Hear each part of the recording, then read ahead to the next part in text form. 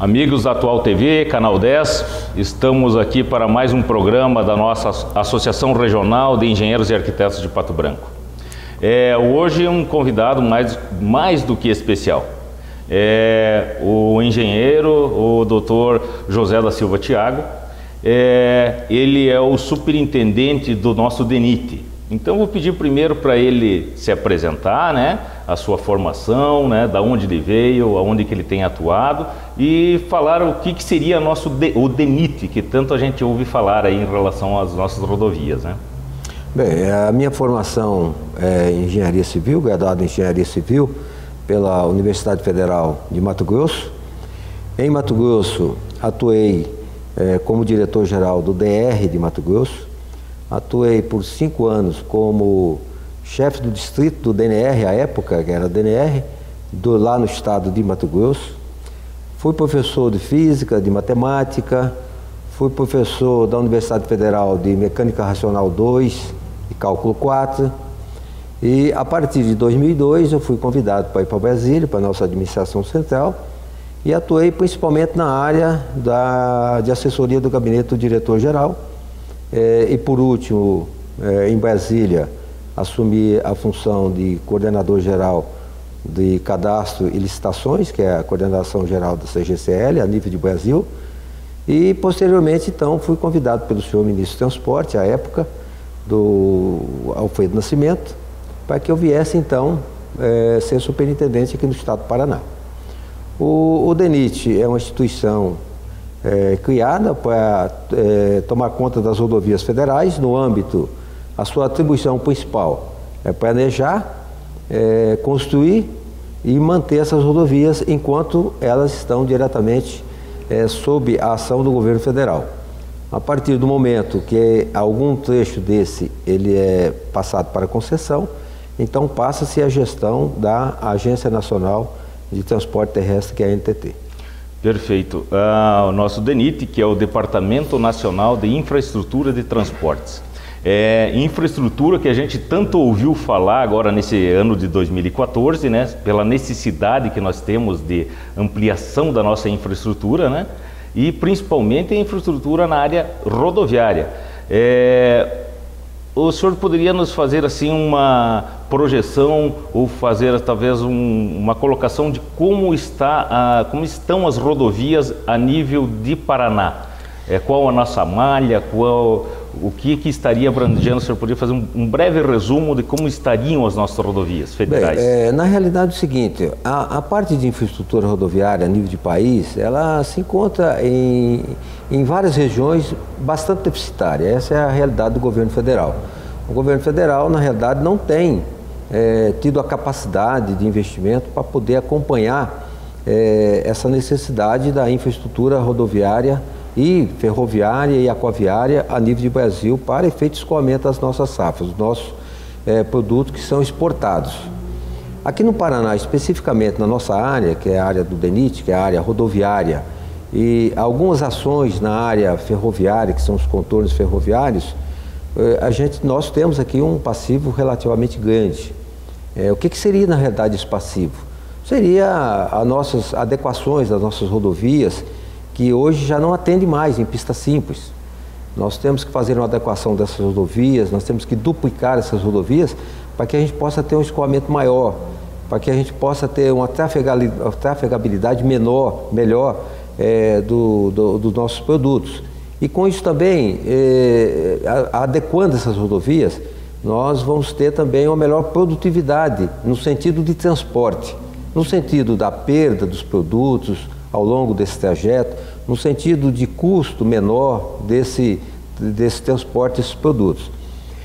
O DENIT, o governo federal, através do DNR, Ministério do Transporte, DENIT e a superintendência aqui no estado do Paraná, nós estamos aqui com algumas ações bastante interessantes e atuais, porque nós estamos aí com uma projeção, inclusive de licitações a acontecer, inclusive aqui para essa região, e que deve acontecer agora na próxima semana, com licitações a nível de adequações, com duplicações de rodovias.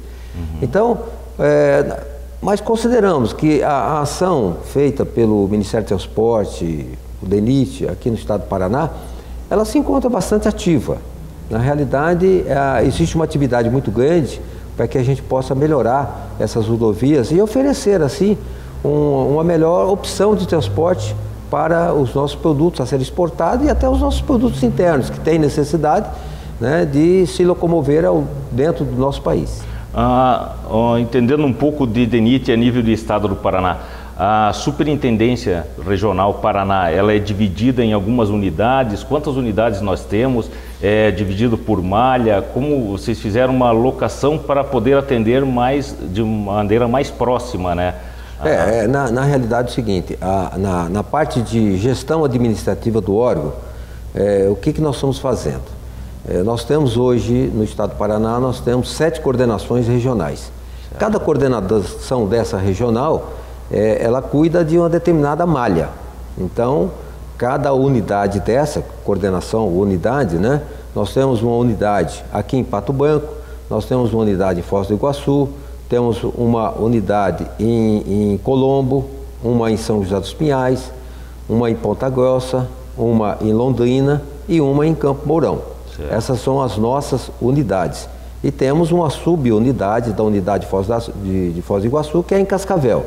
Certo. E cada unidade dessa, ela tem sob sua responsabilidade, sob sua jurisdição, uma determinada malha que é compatível com aquela unidade.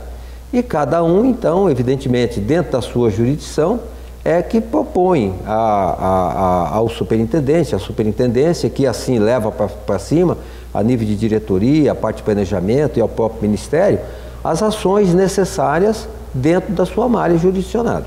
Perfeito. Doutor Tiago, um dos problemas que a gente verifica, né, no dia a dia do nosso usuário comum, né, é a necessidade de manutenção das rodovias, pois nós temos uma malha aí extensa, mesmo federal no Paraná, né, temos uma boa malha. Em termos de manutenção, existe algum programa que está sendo desenvolvido, né, nesse sentido para manutenção da nossa rodovia? Olha, com relação à manutenção, hoje, vamos falar em termos de malhas. A nossa malha federal, hoje aqui no estado do Paraná, ela tem aproximadamente 3.800 quilômetros de extensão. Desses 3.800 quilômetros, nós temos aí 1.806 quilômetros que estão conveniadas, delegadas para o governo do estado, e o governo do estado fez as devidas concessões, que são essas rodovias federais, a 277, a 376, a 369, a 153, parte da 153, que estão concessionadas pelo governo do estado. Diretamente, a parte operacional de manutenção, que está diretamente com a superintendência hoje, nós temos 1.580 quilômetros.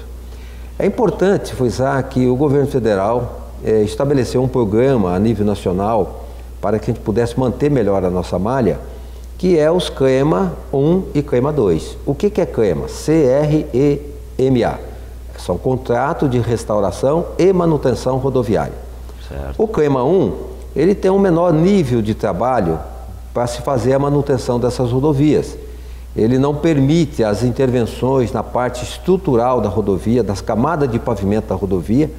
Ele apenas ele faz uma recuperação superficial do pavimento e com menor trabalhabilidade. No nosso caso do Paraná, o que acontece? Nós temos as nossas rodovias praticamente todas saturadas.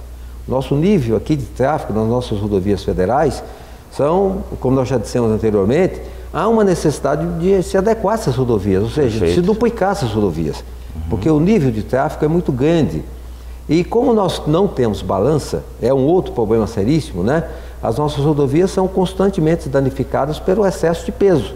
Perfeito. Porque nós sabemos que o usuário, ele só anda na lei quando você tem um dispositivo que possa impedi-lo, que possa multá-lo, né? O brasileiro, infelizmente, é dessa maneira. É isso. E no estado do Paraná, nós adotamos uma filosofia diferenciada. Nós fizemos um projeto, praticamente demoramos 2 anos para planejar as nossas rodovias todas para serem contratadas dentro de um programa chamado CREMA 2, que é o Contrato de Restauração e Manutenção Rodoviária 2, que essa permite uma intervenção mais pesada. Essa, na realidade, permite uma restauração mais aprofundada na estrutura do pavimento, permite que nós coloquemos na capa do pavimento uma espessura maior de pavimento, permite uma melhoria até 10% em termos de terceiras faixas, de acostamento, né, e de alguns desvios de traçado. Aqui no estado do Paraná nós temos hoje, dentro da nossa malha de 1.580 quilômetros, nós dividimos o estado em 7 lotes, já fizemos o projeto, já aprovamos esse projeto, lá já licitamos e estamos em início de obra. Alguns trechos já iniciados, outros trechos já na parte de início efetivo de restauração. Nós temos aqui 1.355,2 quilômetros, ou seja, se você fizer uma proporção, nós temos aí 85,77% da nossa malha toda em CREMA 2. E o CREMA 1, que nós também estávamos comentando agora há pouco, o CREMA 1 ele demanda um contrato de 3 anos. E o CREMA 2 ele demanda um contrato de 5 anos, onde a empresa tem 3 anos para se adequar, fazer a parte de restauração mais pesada do pavimento. Que seria mexer na estrutura do pavimento mesmo, exatamente, né? O CREMA 2 permite que você, você refaça uma estrutura do pavimento. Ou seja, é um trabalho que na realidade você vai fazer uma adequação estrutural do pavimento para a necessidade atual. Perfeito. E o CREMA 1 é mais uma manutenção superficial.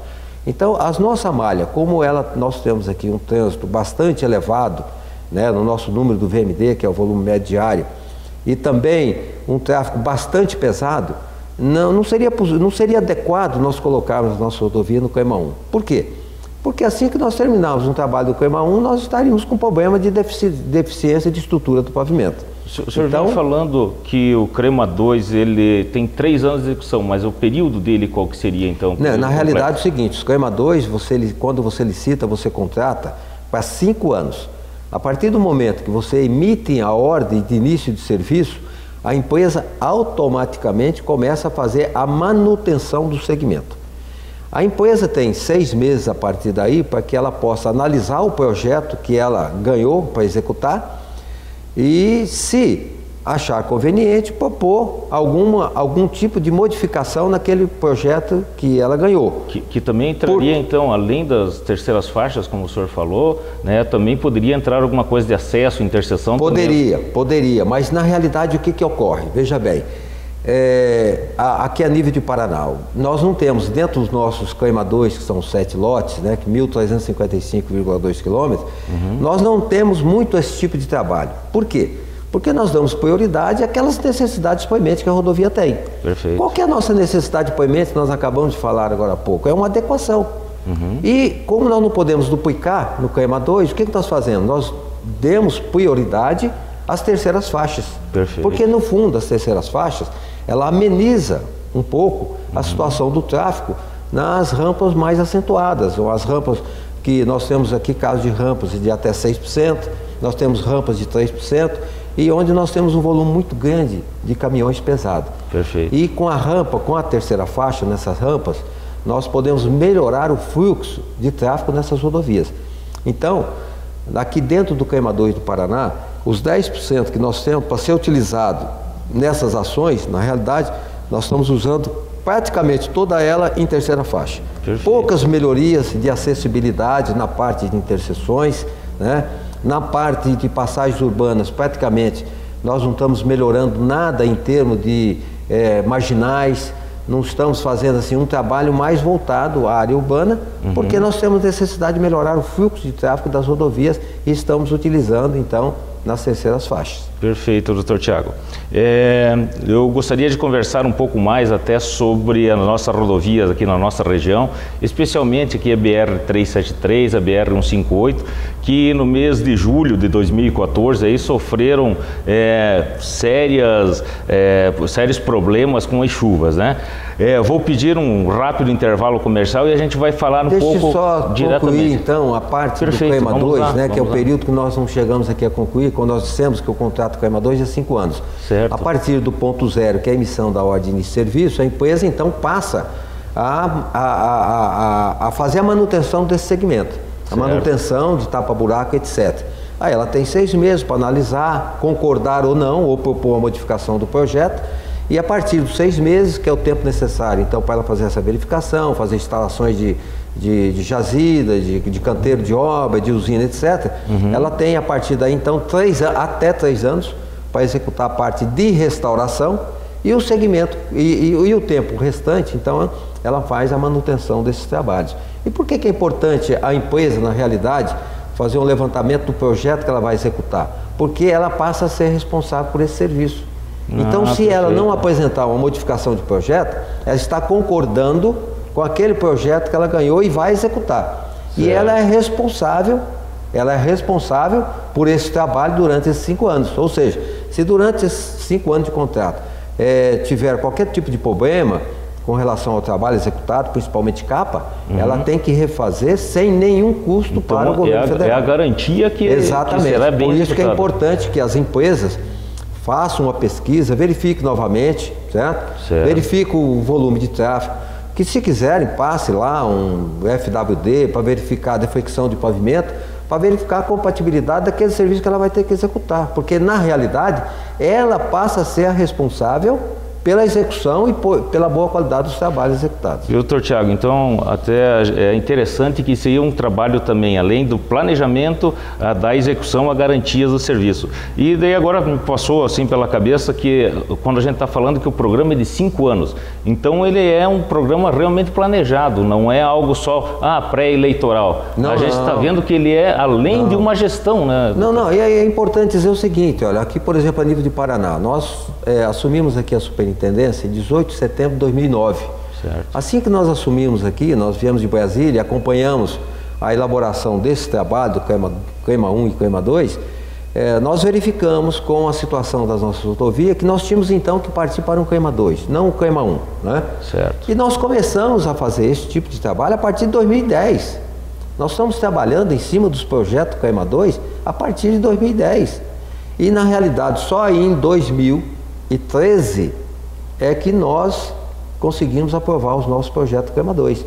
É evidente que houve aí fatos ao longo desse período, que foi a destituição dos nossos diretor-geral, dos nossos diretores lá de uma maneira geral em Brasília, do senhor ministro do Transporte, tivemos aí um período de greve que também nos atrapalhou muito, mas é importante dizer que esse programa aqui no Paraná, ele vem a nível de planejamento, que é a nível de execução dos projetos, desde 2010. Perfeito. Então, acho que é isso que a gente tem colocado e cobrado da Engenharia Nacional, né? É planejamento e depois uma execução com garantias. Eu acho que é o caminho que a gente está trilhando de maneira correta. É importante também dizer, né, ao público que nos escuta e nos vê nesse momento, de que o órgão é um órgão eminentemente técnico, né?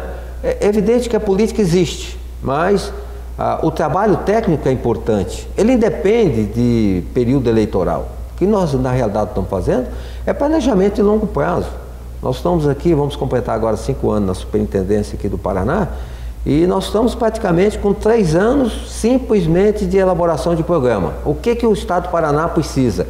Mediante essa necessidade, essa programação, é que nós fizemos todos os nossos projetos e agora é que nós estamos licitando o nosso programa praticamente com 5 anos aqui no Paraná. Então, o planejamento, ele é muito importante. Perfeito. E não se planeja, não consegue se executar um planejamento a curto prazo. O planejamento tem que ser a longo prazo.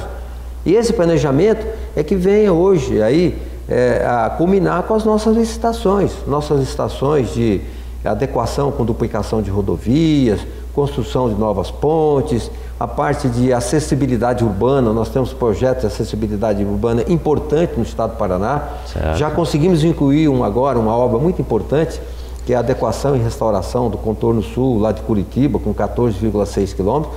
Isso é uma obra interessante, né, não só para a cidade de Curitiba, porque na realidade todo o tráfego que demanda ali ao Porto Paranaguá, que demanda ali a saída para 116, para 376, obrigatoriamente ele tem que passar nesse contorno.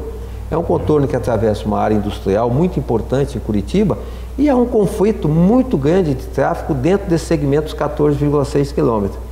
Isso é um planejamento que nós fizemos, estamos trabalhando nele há 3 anos e conseguimos agora. Estamos aí na iminência de licitar esse empreendimento tão importante. Então, isso é só para dar um exemplo da necessidade que se tem de um órgão ter um planejamento para ser executado dentro da sua jurisdição. Isso atinge diretamente a todos nós, usuários, né? Nós aqui de Pato Branco, quando estamos nos dirigindo à capital, né? Temos o problema até de tráfego na entrada por causa do excesso de caminhões, né? Então nós teríamos esse contorno que vai beneficiar. Então estamos prestes a ter melhorias e muito em breve. Então agora eu vou pedir um rápido comercial e daí depois a gente vai voltar falando aqui da nossa região, das interdições que aconteceram e obras emergenciais e até uma rápida explanação assim sobre o regime diferenciado de contratação que o DENIT vem aplicando, né? É pioneiro nessa situação. Então já voltamos aqui para a continuação da entrevista aqui com o nosso superintendente do DENIT no estado do Paraná. A Zancanaro Terraplanagem é especializada em serviços de terraplanagem residencial, industrial e construção de açudes e lagos. Profissionais qualificados prestando serviços diferenciados, como locação de equipamentos e pavimentação asfáltica para loteamentos, estradas e rodovias. Precisando, chame a Zancanaro Terraplanagem, Rua José Leonardi 225, bairro Aeroporto. Fone 3224-1715. Um país é feito de caminhos, por onde circula uma economia, o progresso e o desenvolvimento. Mais do que isso, caminhos onde circulam pessoas, a passeio, a trabalho, sem pressa ou com urgência, levando consigo suas histórias, seus sonhos, esperanças e lutas. Um caminho sem obstáculos, que só poderia ser oferecido por um grupo orientado por valores como comprometimento, respeito, humildade, coragem e forma justa ao agir. Este é o Grupo Castelar Técnica Viária. Franzoni Incorporadora e Construtora, construindo qualidade de vida. Projetos e construções executados com as melhores tecnologias do mercado. A Franzoni participa ativamente no desenvolvimento de Pato Branco e região. Obras inovadoras com conforto e segurança. Realize o seu sonho de morar bem. Entre em contato com a Franzoni Incorporadora e Construtora. Rua Caramuru 687. Fone 3224-3841. www.construtorafranzoni.com.br. Bem, amigos da Atual TV, Canal 10, então vamos a esse segundo bloco aqui de entrevistas com o Superintendente Regional do DENIT no estado do Paraná, Dr. José da Silva Thiago, né? É uma conversa bastante interessante e que, na verdade, atinge diretamente aos usuários, né? Nós somos diretamente ligados a essa área que é da parte de infraestrutura de transportes. Dr. Thiago, nós tivemos no mês de julho aqui de 2014, né, um altíssimo índice de chuvas, né? E até que foram recordes na nossa região aqui. Se formos considerar que temos aí 1.500 milímetros anuais, nós tivemos em um mês cerca de 500 milímetros de chuvas. E isso aconteceu que atingiu diretamente a nossa malha, né, alguns pontos mais localizados. Tivemos algumas interrupções, né, na BR-158 e 373. Nos foi atribuído também que, olha, não está sendo destinado dinheiro ao estado do Paraná para a recuperação. Eu tenho testemunhado e não é bem esse o caminho. O senhor poderia falar um pouco para nós aí das intervenções a nível de estado e especialmente aqui na nossa região, e se realmente foram destinados recursos para a recuperação da nossa veja bem, esse tipo de comentário, ele na realidade não é cabível a nível do DENIT aqui no estado do Paraná. É importante dizer que essa excepcionalidade de chuva que ocorreu em todo o estado, nós tivemos outros pontos, além aqui dos pontos da região que foi citada 373 da 158, e nós prontamente fomos atendidos, não tivemos problema de recurso. Imediatamente nós tomamos as nossas providências como gestor, decretamos as emergências, fomos para Brasília, passamos o nosso processo na colegiada, assinamos os nossos contratos e as empresas estão todas trabalhando. Então, o governo federal prontamente atendeu todas as solicitações feitas pelo DENIT, na área rodoviária, pelo DENIT, aqui no estado do Paraná. Nós temos na realidade 7 contratos de emergência. Aqui na região nós temos o problema que ocorreu na BR-158, que são alguns pontos de desmoronamento. Nós tivemos também na BR-373 e não muito distante também, nós tivemos na BR-153, né, lá em Irati, onde houve rompimento de bueiros. Nós tivemos lá em cima, perto de Ventania também, na BR-53, alguns pontos com desmoronamento, e o governo atendeu plenamente todas as nossas solicitações, sem nenhum questionamento, e estamos em todos esses segmentos trabalhando. E é importante frisar o seguinte, que em alguns pontos hoje já estão liberados, os serviços já foram concluídos, está totalmente liberado para o tráfego. E que também não há nenhum ponto desses com interrupção de tráfego. Todos eles têm alternativa. E em todos esses pontos nós estamos trabalhando. Isso é importante frisar. Portanto, da parte do governo federal, com relação ao DENIT, aqui a nossa superintendência, nós podemos dizer claramente que não houve falta de recurso. Perfeito. Então, o que nós vemos aqui para a nossa região, além da implantação de um programa de restauro e manutenção, os locais que sofreram, né, as emergências também estão já em procedimentos, já estão em andamento. Então, na verdade, a nossa região está sendo até privilegiada, se nós fôssemos considerar, em relação a outros locais. Sim, né? Não tenha dúvida. Na parte de emergência está toda atendida, tanto aqui na região como no estado como um todo. Aqui na região especificamente, nós temos aqui obras do CREMA 2, que atende aqui a região de Pato Branco, que atende a região próxima aqui de Marmelândia, a exemplo da 280, de Mamelândia a Barracão, que nós já estamos trabalhando com o CREMA 2. Né? Nós temos aqui contratos que foram assinados, que estão já na eminência de começar a restauração, que é o caso do contrato aqui elaborado na BR-158, que será feito um trabalho de restauração dentro do CREMA 2. Certo. Nós temos também aqui na BR-373, que também demanda esse contrato. E outro detalhe importante, todos esses trechos que serão restaurados, eles também receberão uma sinalização definitiva dentro do programa BR Legal. Então tem mais um programa ainda envolvido. Existe um programa chamado Programa BR Legal. O que é esse programa? É um programa tipo guarda-chuva, né? Que ele demanda o estado todo com nossas rodovias federais e que após, ou seja, concomitantemente, o programa é feito concomitante com o CREMA 2, assim que os trechos serão concluídos, né, eles recebem uma sinalização provisória que é feita pela própria empresa do CREMA 2. Certo. E a partir daí, já antecipadamente, nós temos um projeto já previamente aprovado por os nossos servidores, por nossos fiscais que acompanham o projeto do CREMA 2, e imediatamente entra os trabalhos de sinalização. Essa sinalização pelo BR Legal, ela é feita para a sinalização horizontal, sinalização vertical, é feito também na parte de segurança, que são as defensas, que são muito importantes para a nossa segurança em caso de acidente. Certo. Então, é um programa completo. O estado do Paraná como um todo, não só a região de Pato Branco, mas o estado do Paraná, ganha com isso, né?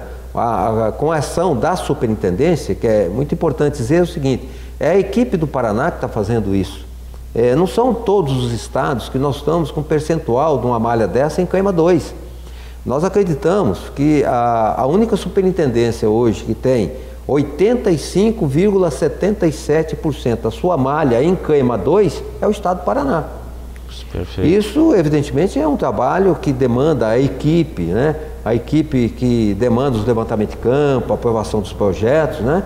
E, evidentemente, o superintendente como um todo, com o seu relacionamento junto à administração central, alocar os recursos necessários e fazer as suas ações necessárias com relação às licitações, assinatura de contrato e, a partir daí, então, a execução do serviço. Doutor Tiago, me parece que como foi decretado situação de emergência, né, nesses locais aqui próximo a 373, né, e a 158, existe um prazo para a conclusão, porque todo mundo nos pergunta, mas vai demorar, como que vai ser? Existe um prazo para a execução desse serviço? Na realidade tem, a própria lei 8.666, onde o gestor, no caso, né, eu me baseei para decretar a emergência, ele estipula um prazo máximo de execução de 180 dias.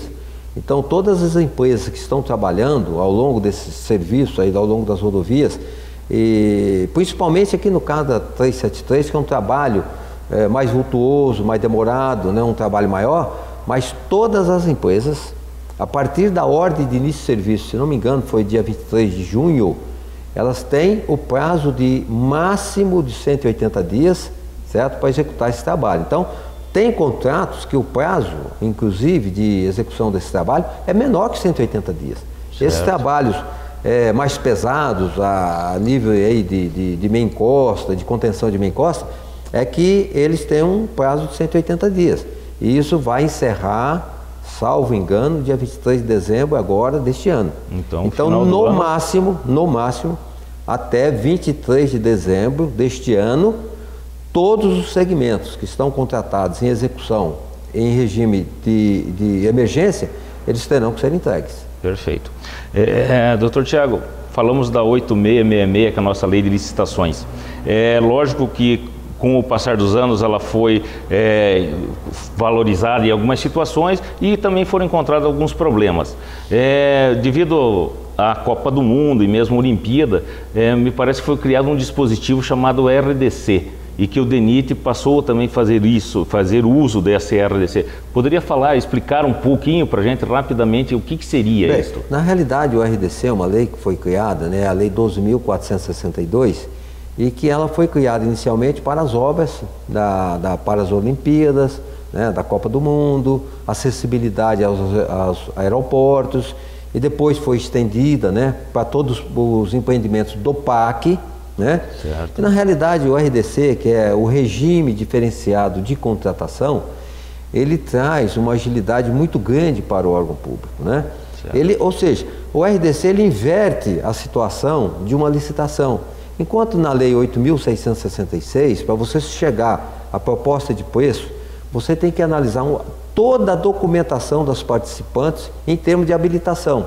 Certo. Ou seja, quando nós fazemos uma licitação via RDC, nós recebemos papel e mais papel. É muito papel para ser rubricado, para ser analisado e para se chegar, então, na proposta da empresa que, dentro daquelas propostas, será escolhida a de menor preço e vai ser a vencedora. No RDC se inverte. Ao invés de nós analisarmos toda essa papelada, nós simplesmente pegamos primeiro as propostas das empresas e a proposta com o menor preço oferecido, é que nós vamos então analisar toda essa documentação. E se tiver então atendendo ao edital, essa empresa seria a vencedora da licitação. Isso ganha um tempo extremamente grande. E outra grande vantagem do RDC é que dentro das modalidades do RDC, você pode licitar uma obra com um anteprojeto. Não há necessidade de você ter um projeto básico, um projeto executivo, né?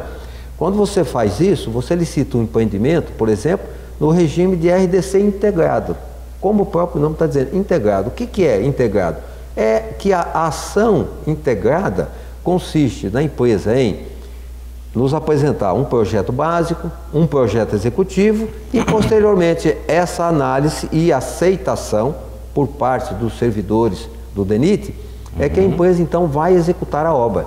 Certo. Ou seja, nós também, ao invés de fazermos a contratação diferenciada de um projeto, analisar o projeto, aprovar o projeto, para depois licitar a obra, nós fazemos tudo isso dentro do RDC integrado. Isso, sobretudo, a gente ganha em tempo, né? Exatamente. Segurança, agilidade. O tempo médio que se tem no DENIT para se fazer essas licitações via RDC integrado, hoje, é em torno de 70 dias. Perfeito. E quando na Lei 8.666, nós temos licitação aí que se demora 5 meses, 6 meses. O normal seria em torno de 5 meses. E no RDC integrado nós temos condição de elaborar entre a apresentação da proposta e a assinatura do contrato em torno de 70 dias. Então essa é uma agilidade muito grande. Além de outros fatores interessantes no RDC, que é importante também frisar, que não é só a entrega no RDC integrado, a empresa ganhadora, ela não fica encarregada somente de entregar um projeto básico, executivo e executar a obra, não. Hoje nós temos ações que nos emperram, que nos atrapalham muito o andamento do empreendimento, que são as licenças ambientais, que são os projetos de desapropriação. Então, quando você faz um RDC integrado, esses trabalhos necessários para a licença ambiental, que é a LI e a LP, fica toda ao encargo da empresa ou do consórcio contratado. Assim como também o projeto de desapropriação. É um projeto muito cansativo, porque ele demanda necessidade de topografia, levantamento dos croquis, demanda uma busca cartorária, em que você tem que verificar toda a matrícula, a documentação do proprietário, o endereço do proprietário. Então, tudo isso vem nos facilitar para que a gente tenha uma agilidade maior em executar o empreendimento. Então, esse é o grande trunfo do RDC. Não é somente a parte da licitação concentrada com menos tempo, não. Também são as ações integradas que estão dentro do RDC que nos facilitam muito a vida. Perfeito. E nos dão segurança na execução, com garantias. Com muito mais rapidez. Por quê? Porque a empresa privada, ela tem um poder de rapidez muito maior do que o poder público. O poder público, para fazer qualquer tipo de um trabalho, na parte ambiental, ele tem que contratar. Por quê? Porque nós não temos profissionais com capacidade até que nós temos, mas nós temos um número suficiente de profissionais para fazer esses trabalhos. E a empresa privada, ela tem muito mais mobilidade de fazer esse tipo de contrato e executar esse trabalho com muito mais agilidade que o poder público. Perfeito, doutor Tiago. Acho que nós teríamos muito mais conversas a abordar, né? Falar hoje de infraestrutura é falar de futuro, de presente, é algo que com certeza quem está em fase de formação, quem está nos vendo, vai ouvir falar muito, acho, nos próximos anos, né? Em infraestrutura, pela necessidade que nós temos.